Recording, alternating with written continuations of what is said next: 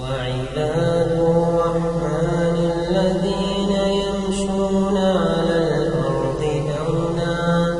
وإذا خاطبهم الجاهلون قالوا سلاما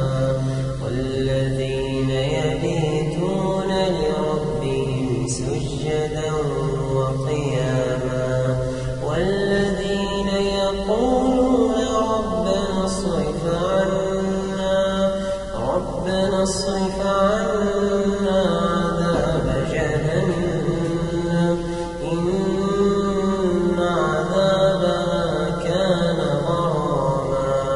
إنها ساءت مستقرا ومقاما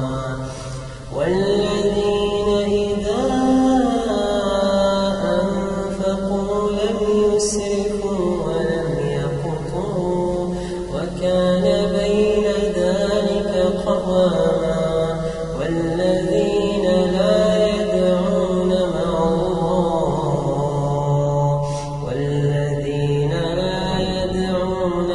الله إلها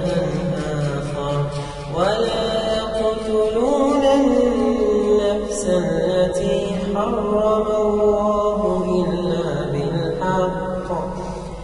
ولا يقتلون النفس التي حرم الله إلا بالحق ولا يزنون ومن يفعل ذلك يلقى أثاما